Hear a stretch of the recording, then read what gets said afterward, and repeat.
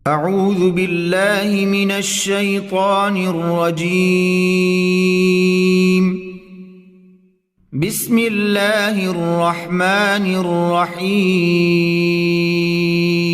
Assalamualaikum warahmatullahi wabarakatuh. Waalaikumsalam. Kita mulai dengan kalimat basmalah bersama-sama. Bismillahirrahmanirrahim. Alhamdulillah. Syukur alhamdulillah. Wallahul ladzi la ilaha illa huwar rahmanur rahim. Al-Malikul Qudus, Salamul Mu'min, Al-Muhaiminul Azizul Mubarakul Hakim. Asyhadu an la ilaha illallah wal malikul haqqul mubin wa asyhadu anna Muhammadan abduhu wa rasuluh shadiqul wa'adil amin. Usolli wa usallim wa barik ala rasulillah nabiyina Muhammadin wa ala alihi wa ashabihi wa dzurriyyatihi wa man tabi'ahu bil ihsani ila yaumiddin. Puji dan syukur senantiasa kita panjatkan kehadirat Allah Subhanahu wa taala, bukan karena banyaknya nikmat, tapi karena bersyukur dan tidak bersyukur itu keuntungan ada di kita. Kalau kita tidak bersyukur Allah nggak rugi, kalau kita bersyukur juga Allah nggak rugi. Tapi setiap kali kita bersyukur, Allah menjanjikan la in syakartum la azidannakum. Setiap bersyukur ditambah lagi nikmat. Setiap kali bersyukur ditambah lagi nikmat. Wala in kafartum, kalau kufur nggak mau bersyukur, inna adzabil syadid. Maka Allah akan turunkan, Allah datangkan azab syadid yang sangat pedih. Sehingga setiap kali kita bersyukur itu seharusnya bukan karena adanya nikmat, tapi justru untuk mengundang nikmat berikutnya. Dan kalau kita bersyukur bagi Allah sebenarnya juga gak ada untungnya, tapi keuntungan itu justru malah kita rasakan ketika kita mau bersyukur. Para jamaah sekalian, sholawat dan salam semoga Allah curahkan kepada kekasih kita baginda Rasulullah Muhammad sallallahu alaihi wasallam wa ala alihi, dan kepada keluarganya, wa ashabihi, dan kepada para sahabatnya, wa dzurriyyatihi, dan kepada keturunannya, wa man tabi'ahu, dan kepada siapapun yang berittiba mengikuti sunnah-sunnah beliau ila yaumil akhir, hingga datangnya hari kiamat. Kesempatan kali ini kita akan mengaji dan mengkaji tentang kekuatan yang Allah berikan kepada setan, atau lebih khususnya spesifiknya adalah iblis. Ternyata Allah Subhanahu wa taala memberikan kekuatan kepada setan itu luar biasa.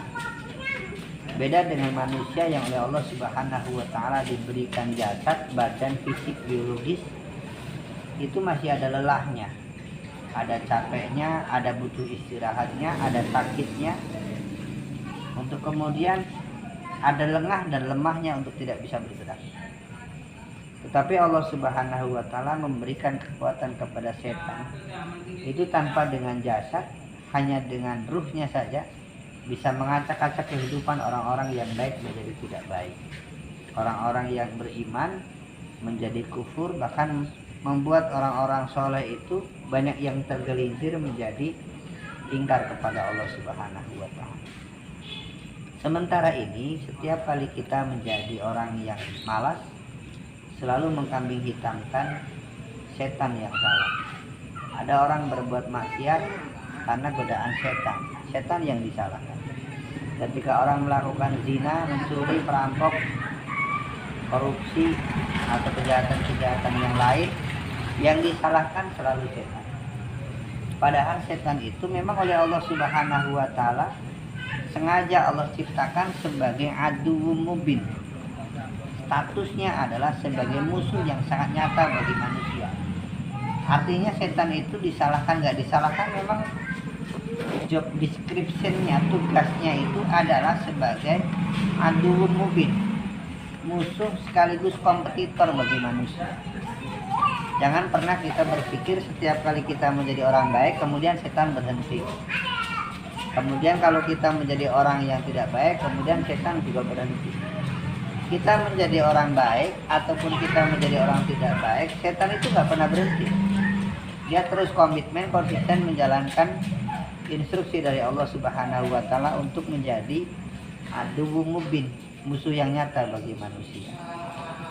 Apa yang Allah jelaskan berkenaan dengan setan, kita bisa buka dalam surat Maryam, surat ke-19 ayat yang ke-83 dan seterusnya. A'udzubillahi minasyaitonirrajim.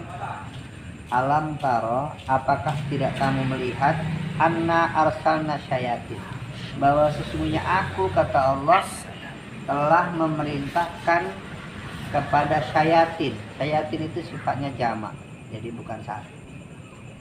Alal kafirin, kepada orang-orang yang kufur, kepada orang-orang yang kafir, orang-orang yang tertutup hatinya.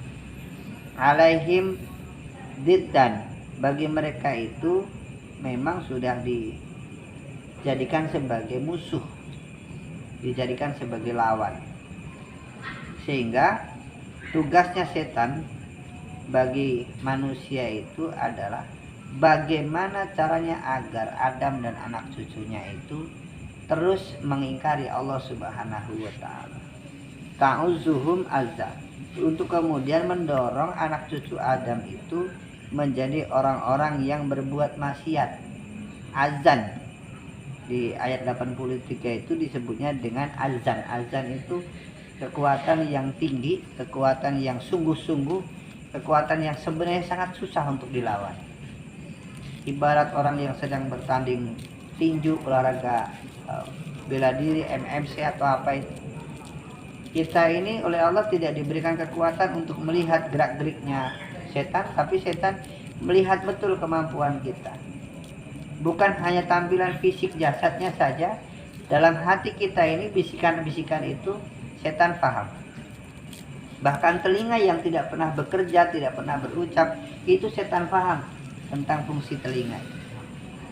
Bahkan setiap kali kita tafakuri, Allah Subhanahu wa taala menciptakan telinga 2, kemudian mulutnya 1. Ternyata maksud Allah adalah kita lebih banyak mendengar dibanding ketika kita berbicara. Dan setan sangat paham. Artinya dosa itu bisa dilakukan oleh manusia tidak harus dengan bicara. Dengan diamnya saja itu sudah bisa menjadi dosa.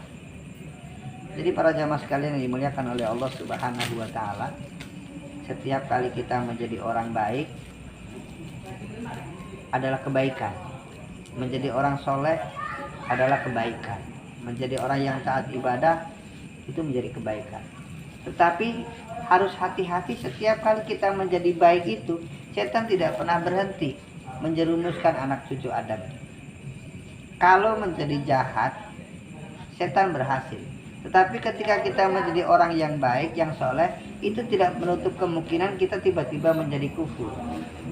Dengan kesolehan itu, kita merasa lebih soleh dari orang lain. Timbul kemudian ujub. Ujub itu bibit dari riya dan takabur. Merasa dirinya lebih dari yang lain.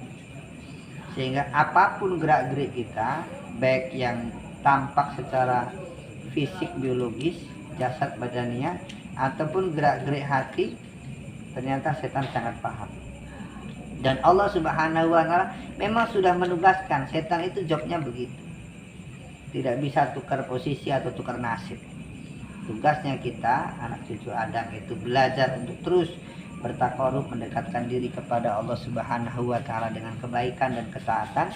Tapi tugasnya setan oleh Allah Subhanahu wa taala adalah sebagai aduwwu mubin, musuh yang nyata bagi manusia. Kemudian ayat 84. Fala ta'jal alaihim, maka janganlah engkau selalu tergesa-gesa mendoakan orang-orang yang tidak baik, mendoakan orang-orang yang belum baik, mendoakan orang-orang yang belum soleh itu dengan kemudian Allah turunkan ta'jal, ajal kematian. Saya melihat orang yang belum baik, itu oleh setan dibisikkan kedengkian, kebencian, kesirikan. Bukan syirik menyekutukan Allah, bukan. Kesirikan itu apa ya? Sengit. Kemudian dengan kedengkian itu, tiba-tiba setan itu membisikkan dalam hati kita untuk mendoakan orang yang kita benci itu cepat mati. Itu Allah melarang. Kalau saya benci dengan orang lain, tidak boleh mendoakan orang yang kita benci itu cepat mati. tidak boleh. Innama na'uddu lahum adda, karena sesungguhnya Allah Subhanahu wa taala itu sudah menghitung dengan adan, teliti tentang amal-amal mereka, tentang perhitungan rezeki mereka, perhitungan hidayah bagi mereka. Artinya orang yang sudah baik itu Allah bisa tutup kebaikannya, dan orang-orang yang belum baik itu bisa Allah rubah menjadi baik. Tidak menutup kemungkinan orang-orang yang menurut pandangan kita bukan orang yang soleh, hitungan berapa waktu kemudian orang yang belum soleh itu kemudian menjadi soleh, itu nggak ada sulitnya bagi Allah SWT. Sehingga para takjal alaih, maka jangan sekali-kali mendoakan orang yang belum baik, orang yang belum soleh itu segera meninggal. Pantangan. Yaumana syurhum muttaqina ilar rahmani wafda.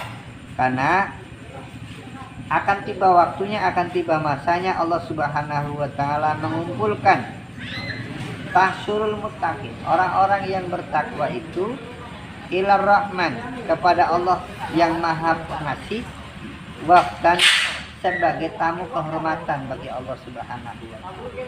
Orang-orang yang baik, orang-orang yang taat, orang-orang yang beriman, orang-orang yang soleh itu pada masanya nanti, pada waktunya nanti Allah angkat sebagai wafdan, tamu terhormat bagi Allah Subhanahu wa taala. Dan ini hanya dipahami oleh orang-orang yang diberikan keimanan. Artinya ketika banyak orang yang tidak menganggap, banyak orang yang tidak memperhatikan, banyak orang yang memuliakan, itu bagi Allah Subhanahu wa taala sangat mungkin memuliakan orang. Meskipun orang tidak ada yang memuliakan, tapi bagi Allah itu khusus bagi orang-orang yang taat dianggap sebagai wafdan, tamu yang nantinya akan dimuliakan. Betapa ruginya kita ketika pengen menjadi tamu kehormatan bagi manusia, tetapi tidak mau menjadi tamu kehormatan bagi Allah Subhanahu wa taala. Kebanyakan manusia lebih senang menjadi tamu kehormatan manusia dibanding menjadi tamu kehormatan Allah Subhanahu wa taala. Padahal sehebat, setinggi, semulia, sehebat apapun manusia itu dihormati, disanjung, dia akan selesai. Sifatnya hanya sangat sementara. Tapi ketika dimuliakan oleh Allah Subhanahu wa taala, menjadi tamu yang dihormati oleh Allah Subhanahu wa taala, kemuliaannya abadi. Di ayat itu disebut khalidina fiha abada, kekal. Nah, ini harus kita tanamkan dalam benak pikiran, kita tanamkan dalam hati. Lebih baik bagi kita ini menjadi tamu kehormatannya Allah Subhanahu wa taala dibanding hanya menjadi tamu kehormatan manusia yang dipuja disanjung tidak lama, hanya sebentar. Dan sebenarnya sangat tidak rugi, tidak ada ruginya sama sekali ketika kita dianggap bodoh oleh orang. Kita tidak rugi dianggap rendah oleh orang. Kita tidak rugi dianggap lemah oleh orang. Kita tidak rugi disebut orang itu bukan orang yang baik, bukan orang yang soleh. Tapi sangat amat rugi ketika kita ini oleh Allah dianggap hina. Meskipun banyak orang memuji-memuja, tapi ketika Allah menghinakan kita, kita sangat rugi. Mudah-mudahan penjelasan singkat ini bermanfaat. Sementara saya tutup. Assalamualaikum warahmatullahi wabarakatuh. Waalaikumsalam. Ya. Jadi saya akan menghindar dari ayat ini karena ayat ini sebenarnya sangat berat ya. Ini sebenarnya udah kajian-kajian, kalau dalam tradisi rumah tetangga itu disebut sebagai kajian-kajian sufi sebenarnya. Kajian sufi itu kajian yang membahas bukan hanya syariat ibadah badan saja, tapi sudah bicara tentang kajian hati. Mereka menyebutnya dengan istilah sufi atau tasawuf. Kalau kita bicara tasawuf, itu biasanya bagi mereka selalu menerjemahkan waktu yang sama bagi orang yang punya hati dengan orang yang tidak punya hati. Waktunya sama 24 jam sehari, nilainya tetap berbeda. Uang yang sama 10.000, sama-sama 10.000 diberikan oleh orang yang tidak dengan keikhlasan dengan orang yang dengan keikhlasan itu nilai tampilan fisik visualnya terlihatnya sama, tapi nilai di hadapan Allah Subhanahu wa Ta'ala pasti berbeda. Sampai kemudian puasa Ramadan itu harinya sama, jam puasanya dari subuh sampai maghrib sama, tetapi nilai di hadapan Allah Subhanahu wa Ta'ala ternyata berbeda-beda, tidak ada yang sama. Apalagi beda rumah, beda kampung, beda daerah, beda negara. Satu rumah saja, suami, istri, anak sama-sama puasa, nilai di hadapan Allah Subhanahu wa Ta'ala itu nilai puasanya nggak ada yang sama. Nah, itu kalau kita bicara dari sisi kajian-kajian hatinya, kajian sufinya.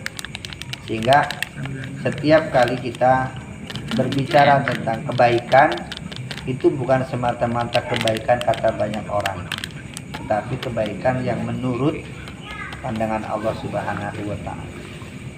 Setiap kali kita ikut hadir dalam sholat jamaah, kebanyakan orang menganggap orang paling khusyuk itu imamnya.